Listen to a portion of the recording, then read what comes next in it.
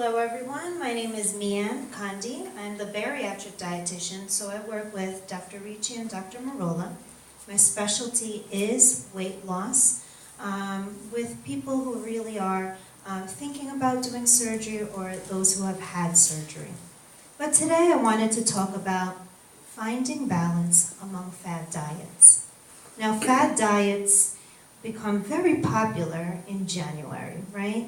A lot of people are thinking about their New Year's resolutions, thinking about potentially losing weight, or maybe just changing their diets, making healthier choices. And so this presentation is based on a Sodexo presentation. Sodexo is a quality of life services company, which I work for, and that provides nutrition and food services at the hospital. So there are many diet fads out there and trends that I'm sure many of us are familiar with. Some are listed here, like the Dr. Atkins diet, the Zone diet, cabbage soup diet. A lot of these things do not have balance. So as we can see in this balance, a lot of things that we hear about in these days are more high protein, more high fat diets. Things like the keto diet, which is 80% fat coming into the body. Or carbohydrates have been villainized, right? We feel, if we look in magazines and media, should be really, really decreased or totally eliminated from the diet. And so these are fads, these are trends that we are seeing. So there are many fad diets, but there are some common themes. One common theme is rapid weight loss. So with rapid weight loss, what one has to realize is that one is not only going to be losing fat weight, there can be water loss, muscle mass loss, and bone loss. And so when something is causing you to lose weight so quickly, it may not really be the types of weight that we truly want off the body. So how does this work? Well,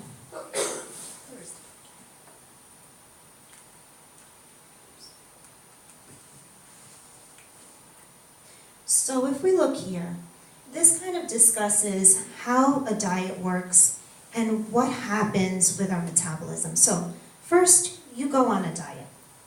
And your metabolism actually will slow down when you go on a diet because the calories that you're taking in is much lower than usual. So the body is kind of just matching the amount of calories that are coming in.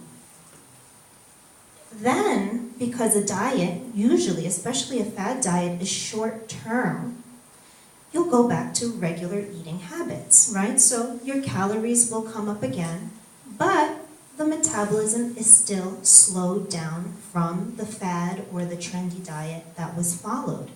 What happens is a regain of weight, right? Metabolism is not really moving as much as it should or burning your calories as much as it should, so it becomes weight regained. And so then the cycle goes around and around like a yo-yo, right?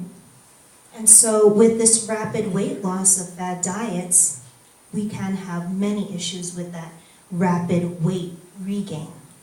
And something that Dr. Ricci kind of spoke about before.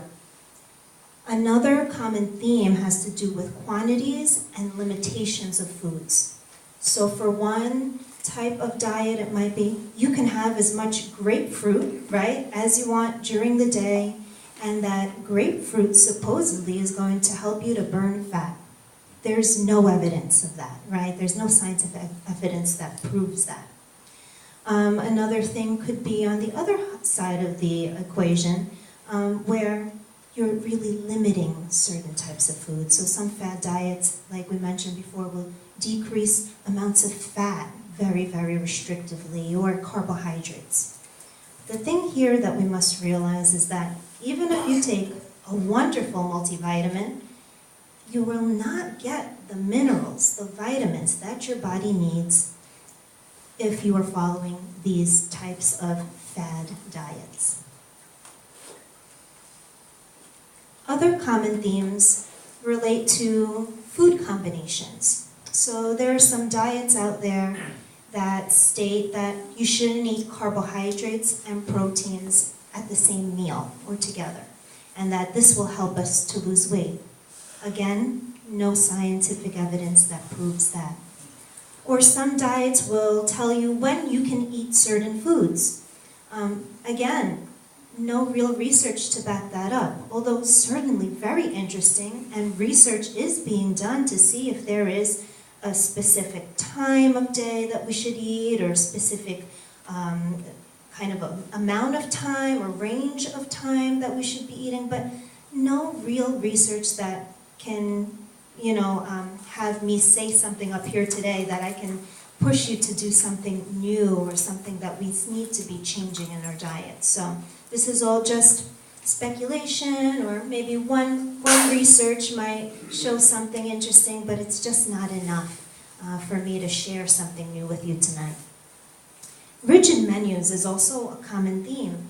And so with rigid menus, one diet that comes to mind became popular in the early 2000s. It's called the baby food diet. Has anyone ever heard of the baby food diet? Yeah? So the baby food diet, the one that I read about, is 14 baby food jars, right? Jars of baby food per day, and an optional adult dinner in the evening time, right? And so speaking of rigid diets, right? I mean, that is one of the most rigid diets that there could be. But there are diets, right, where they'll just give you a handout, pick from these particular foods, right? And so we have to really think about, can I follow this diet for the rest of my life? The fad diets don't work. So we really have to think about, is this something that is going to help me with my overall health? And the last common theme for many of these fad diets is no need for exercise. And so there's promises of many wonderful things: weight loss, better health, youth, and so on. But truly, for great health, for good health, we need exercise. So that certainly is a lie. So, warning, right? Stay far away from the fad diet. And some fad diets look kind of healthy, right? And everybody might be doing it. However, if you really look at it and ask some of these questions to yourself, like, is this promising really fast weight loss? Or is this not enough variety, right? Then it is something to stay away from. Especially if you have medical conditions, right? Some of these fad diets can really cause you harm. So for instance, someone who has diabetes following a very, very low carbohydrate diet could really potentially cause themselves harm, especially if they're using insulin with really low blood sugars. Or someone who has kidney disease may really harm themselves by having a very high protein diet. And so there is real danger in fad diets. And the media does not always show us this, right? It just seems like really, really quick and easy results, but we know that it's not truly healthy. So if we look back at almost a timeline of fad diets, according to the Academy of Nutrition and Dietetics, they pinpointed one of the first kind of fad diets to 1820. Lord Byron, a poet of that time, went on the vinegar and water diet. And this diet was based mostly on carbs that were bland, so things like crackers and bread, also potatoes, right? Mostly doused with vinegar, and then having carbonated water or plain tea throughout the day. And so this was one of the first fad diets that we know about. Then 5 years later, 1825, the first low-carb diet came about. It was written up in The Physiology of Taste. And this book was really about taste perception, chewing, swallowing, and actually how cavities are formed. And so it does make sense that it would be connected to a low-carb diet because we know that sugars, carbohydrates are what cause cavities, right, if not brushed away. Then if we fast forward 100 years, an interesting diet, the cigarette diet, came about, right? It works. It could work, right? So fad diets could work, but are they necessarily healthy? So the marketing campaign by Lucky Strike cigarettes stated, reach for a Lucky instead of a sweet, right? And so we know now, right? Lung cancer will help you lose weight. Lung cancer will help you lose weight. Lung cancer will help you lose weight. Not the way we want, right?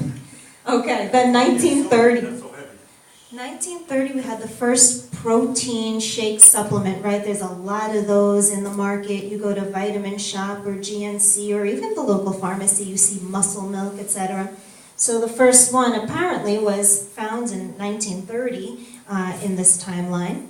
And a lot of these shakes were available at the beauty parlor, actually, at that time.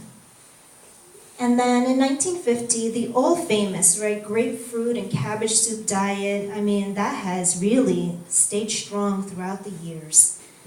And then in the 1990s, again, carbohydrate diet by Dr. Atkin, right, low carb. And a lot of these things are recycled, reused, reimagined. And then in the 2000s, right, there's raw food diet, there was the baby food diet, master cleanses, a lot of different kinds of green smoothie cleanses. And the truth is, the body doesn't need help with detoxification and cleansing and so on. The kidneys and the liver do just fine, right? They really can do it on their own. So a lot of times we're just harming ourselves by increasing all this fluid intake and really having a very low calorie diet, right, which can certainly be dangerous for the body. Again, think about that weight regain that happens when we go back on regular foods, regular intake. So if we're thinking about weight loss, what does it take to lose weight? What it takes is the basic truth, right, of less calories in, more calories out. That really still applies. With all the research that we're looking into, with all the different kinds of things that maybe could be, what we really truly know to work is this. And so how does it work? To lose 1 or 2 pounds per week, you would decrease your intake by 500 calories to 1,000 calories per day. And so that could be a difficult thing to do, and for most people, you don't really feel deprived if you decrease your calorie intake by about 200 calories. So what are we to do if 500 or 1,000 calories per day of a decreased intake is too much? Then we could adjust calories down a little bit and then increase the exercise as our bodies might be able to handle. And this is where bariatric surgery does come in, right? So if we feel deprived at 500 or 1,000 calories less, for those who truly are struggling and have had many, many weight loss attempts and have, issues coming about from being too obese, then the calories in really is dramatically decreased in helping with the weight loss. But Is there an amount that it's just harder to lose weight? say that again? Is that if you're below a certain amount, it's just harder to lose weight? If you're below a certain... I stopped drinking Coke, Mm-hmm. and I started going to the gym every day. And I still can't lose, I'm still like 20 pounds overweight. I just can't. Right. Sometimes it really is, again, another shift in the calories in. You might choose another thing to eliminate, right? So it's just that kind of first start that you did, which is wonderful, but then it's looking for something else. So it's another challenge to the body that you have to think about. But no, not necessarily. Yes, those with more weight to lose will lose faster, so you may not see it as quickly as someone who might be heavier. So that could happen. So when we're thinking about losing weight or just trying to make our diets healthier, we can use the MyPlate to find balance. And so the MyPlate came into play in 2011, and it replaced the Food Guide pyramid, and the food guide pyramid was around for a long time, but the truth is it didn't really show us balance, right? It showed us, okay, maybe we should be eating mostly carbs. That was what was on the bottom of the food guide pyramid. But with the plate, it shows more balance, that everything should be on your plate. And so if we start here with the grains, you want to take a 9-inch plate. And the truth is that most plates these days are not 9 inches, right? They might even be 12 inches. I remember on my wedding registry, I had these plates, and when my dad saw them, he was like, those are huge, you know? There's not a lot of choice out there. They're mostly big, right?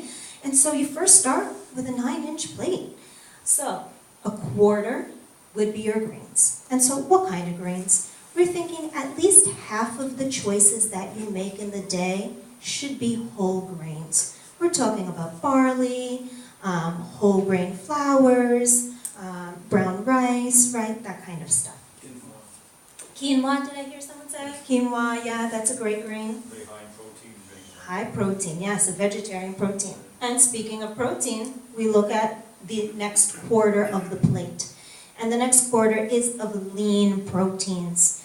So you would choose mostly fish, lean chicken, turkey, Cornish hen, without the skin on it, right? If we're going to really go lean.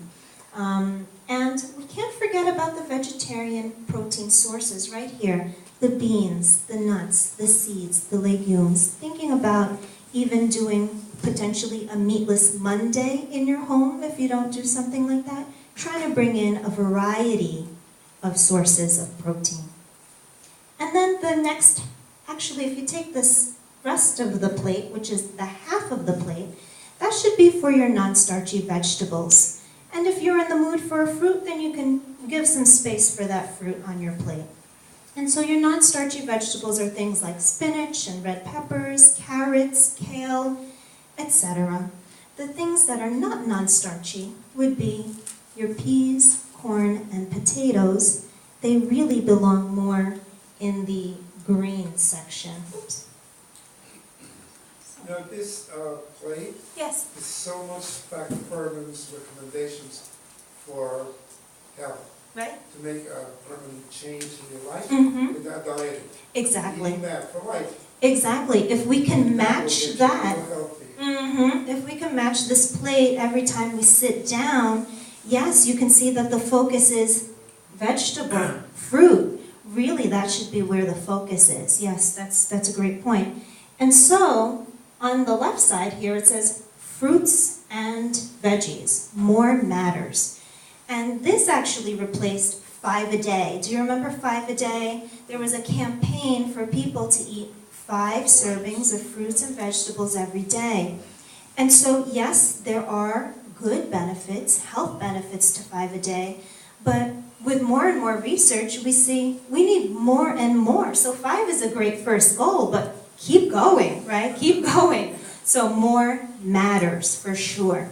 And so half the plate, that is the focus. When you're thinking about what your meal is going to be, think about, what's my vegetable? And most of us think about, what's my protein, or what's my, is it meat and potatoes, that kind of thing. Vegetable first. You have a question? Yes. Recently, I read an article. This is in the Jewish Connection, by the way. That's very healthy to, like, either fast for 10 to 12 hours a day, or 1 or 2 days a week, because that's when the body does all the repair work, and it's supposed to also help you to live longer, because it's a more natural way of eating. Because in the past, when as we evolved, we've not had a steady diet of 3 meals a day, 7 days a week. So I think you're referring to something called intermittent fasting, and it certainly is a very interesting field of research. I can't say that we know that it will work. There is actually no research that supports that having 2 almost like cheat days or 2 fasting days is actually healthy for the body or helps with metabolism. But there are... Half-day fast. half day, Like a night force down. or a nighttime fast. What does increase metabolism? 8 o'clock at night until 8 o'clock in the morning, that's easy. Mm-hmm. And so yes, it's important to have a time where the body rests, recovers, and yeah, I mean, there are some studies looking at circadian rhythm and, you know, is our body better able to digest and utilize our calories during the daytime hours, and how we should lighten up our food intake in the evening time. It makes sense, but still we don't know exactly, but it couldn't harm us to maybe make those shifts, for sure. And to increase metabolism, eating more consistently throughout the day, not having large gaps of time between meals. So for many people it works to have 6 small meals, or something to have something healthy to have every 3 hours helps to keep metabolism working better. Having breakfast in the morning, starting metabolism within the first hour of waking, that's also helpful, and exercise, of course, helps. Does lifting weights help metabolism, or running, or? Exercise, yes, exercise does help with metabolism. And one question there, and then I'll keep moving. In European areas, they have their main meal in the middle of the day and have a lighter meal in the evening. And they seem to be thriving and not as obese. Agreed, yeah, I think that there's something to that as well. So it can't hurt us to shift to that type of eating, potentially. But their portions are smaller also. That's true. Yes? I once heard, and I'm starting to feel that it's true. Okay, I'm bringing in Dr. Oz. Okay. I want you to. No, I don't always watch. Just happened to have tuned in, and he says something that I think is quite relevant. Have your dessert in the morning, your sweet, and you can metabolize and work on that for the rest of the day, so that Because what's damaged at night. Yeah, it's possibly your true. apple pie yeah. It's possibly true, but we still don't have enough evidence for it. But it might be linked to the circadian rhythm kind of research that's happening at this time. So we don't really know, Sorry, I think is the Dr. thing. Wright. I'm your patient. Why don't we? Okay, and then for more guidelines, we can follow the 2015-2020 guidelines for Americans. And so besides the My Plate, we can also use these guidelines to help us to have healthier choices during our days. So one is to follow a healthy eating pattern across the lifespan. So for some of my patients, I'll hear them say, oh, I'm making healthier choices, I'm buying, fruits and vegetables, but I don't like it when my children eat it because that's mine, And the truth is, why? Is healthy eating only for adults, right? It's needed throughout the lifespan, right? And so that's definitely an important thing. Share. Share the health. The second point, focus on variety, nutrient density, portion sizes, like someone mentioned before. Of course, the variety is important. Some of us might be picky eaters, and so one goal might be to think about having one new food, one new healthy food, per week, per month, because the variety is important for more types of vitamins and minerals, even phytochemicals, things that we don't even know about scientifically, that we can't put into a pill, that we can only truly get from foods. So variety is really important. Then limiting calories from added sugars. We want that to be less than 10% of your calories. So thinking about, again, that focus on fruits, decreased sugar-sweetened liquids, and of course the candies, the cakes that we might have indulged in a little bit more during the holiday season, right? Then less than 10% of calories from saturated fat. And our saturated fats come from fatty meats, butter, ice cream, cream cheese, lard. So really focus more on the vegetarian type fats, things like avocado oil, Avocado, yeah. olive oil, right, those kinds of Avocados things. in season now, they're only 75 cents an ounce. Oh, I didn't see that yet. Good to know, good to know.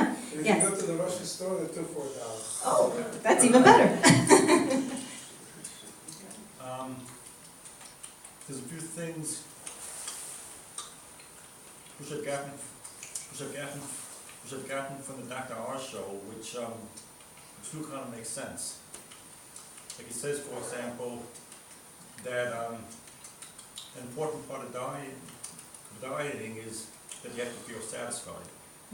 And because of that, he says that it's better to have a small amount of the whole fat than to have a lot of the low fat, because when you're satisfied with the low fat as with the whole fat. Right, And- so the guidelines state that it's a less than 10%. It's not a total elimination, right? Because yes, it is very important to have a small portion to kind of make you feel like, okay, I've had something that I wanted. Because food is not just for our health, but it is for, our social lives, etc. So yes, it's not a complete elimination, but for the most part, if we're going to go less than 10% of calories, it has to be healthier choices, but every now and then sharing also, right, with someone so that your calories from these kinds of foods are lower. We also spoke about the artificial sweeteners, Mm-hmm. and so the bad thing about them is that they might be sweet, but they don't satisfy the craving really. And therefore, the same thing to have. Same thing, yes. A little bit of real sugar. You got it. We're not talking complete elimination, but trying to change our taste buds, right, a little bit so that they appreciate the more natural, but every now and then, yes, having a little bit of what's the regular. Right, go ahead. Increase in water intake during the day? Certainly, very important. And for metabolism too, someone asked before how to increase metabolism. Your body's not going to work as well. Stay away from diatribes? Yes, correct. And then last Two comment. questions. now. First of all, as far as drinks are concerned, does it matter if you have, I need a fizz?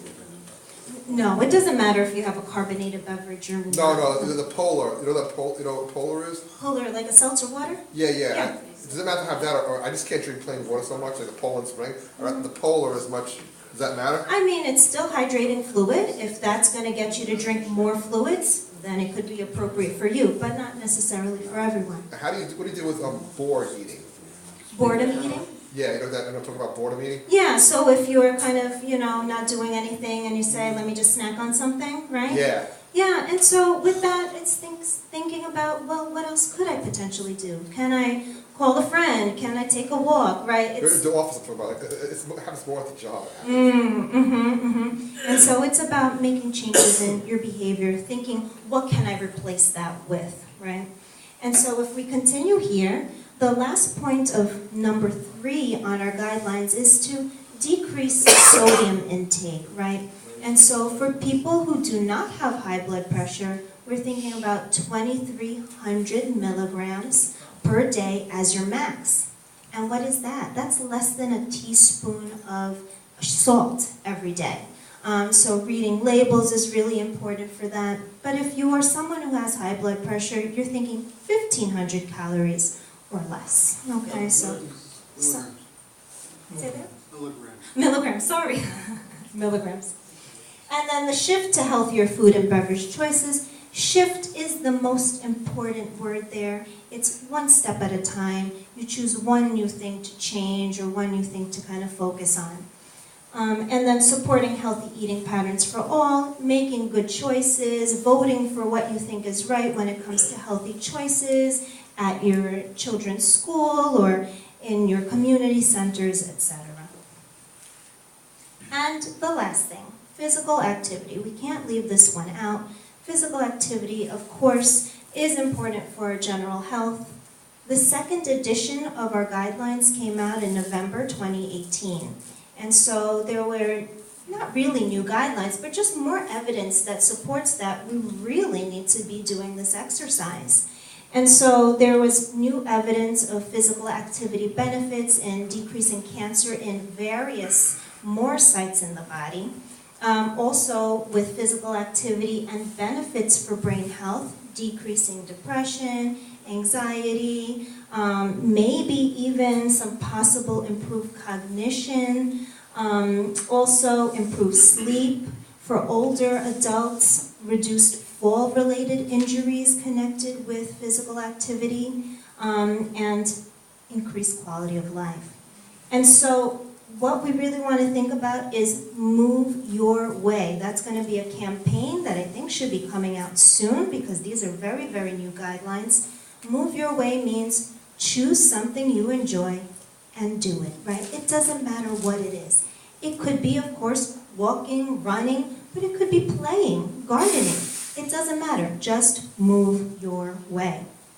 And sit less. A lot of research recently, too, about sitting making you more at risk for diseases, right? And so getting up more often, even taking 2-minute walks here and there, all of it matters. So some is better than none, for sure. And then for people who are afraid of maybe starting exercise or maybe have chronic conditions, of course, talking to your doctor about, what might be safe, where you can start, but any little thing does count. So what are the goals for people? The goal first is at least 150 minutes of moderate intensity physical activity per week. 150 minutes is like 2.5 hours per week, if you want to think of it like that. Moderate intensity physical activity would be something that makes you breathe harder, but you could still have a conversation with someone who might be doing the same thing as you were, okay? If you wanted to do a shorter amount of exercise, that would be at least 75 minutes of vigorous activity. So vigorous activity is when you are doing your exercise, you could say maybe 3 words, but then have to take a deep breath to take another 3 words, okay? So that's kind of one test we can use to see how strong or how intense your exercise is, okay? And then, besides the cardiovascular exercise, the muscle strengthening, okay?